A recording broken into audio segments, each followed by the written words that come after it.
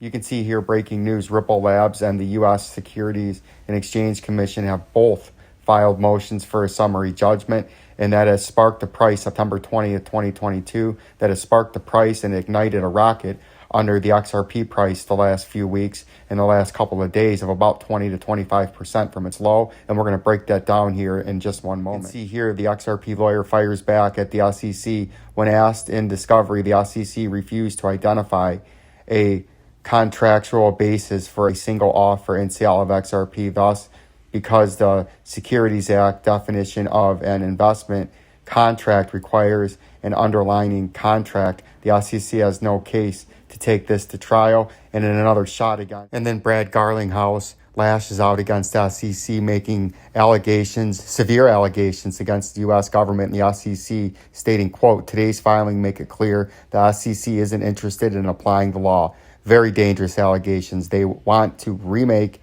it all in an impermissible effort to expand their jurisdiction far beyond the authority granted to them by Congress and usurping more power is what he's saying there in that quote. And those are very dangerous accusations and very dangerous accusations against the U.S. government that has often overstepped their boundaries. And now that catapulted the XRP price over the last few days. And let's take a look at that fire back as we showed you in those documents, and the price is skyrocketing. You can see for 13 months we were in a symmetrical triangle up here, a neutral continuation pattern, but it broke to the downside as predicted. And then we formed now a local consolidation down here where we're trying to flip a key level from resistance to support. Let's take a closer look. You can see this local consolidation after the breakdown from the symmetrical triangle right up here. And what we need to do now is try to flip a major resistance to support. And let's zoom in here and isolate a little bit closer and take an in-depth look at what we're talking about.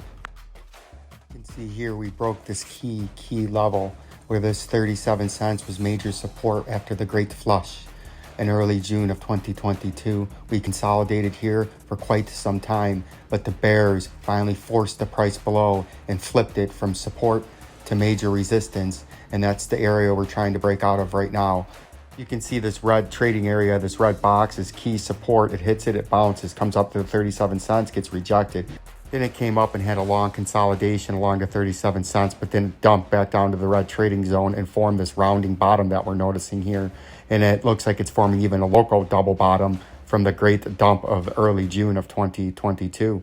And you can see it finally built a base with that rounding bottom and shot through that 37 cents. And what it needs to do now is stay, if on a consolidation, it needs to consolidate above the 37 cents, flip it to support, and it can make a run up here to higher levels at the 48 to 50 cents around where this blue resistance box, and that would be if we take our industry exclusive measuring tool, that'd be a nice 50% pump from the support resistance level and more than a 75-80% pump from its swing low. And now let's isolate in here a little bit closer. What you're looking for here on a bullish consolidation on this 37 cent level are these moving averages down here, the 50 to 100 and the 200 to uptrend, the price to consolidate down on top of that and the 37 cent level. And then you could make another move to the upside on a bullish consolidation.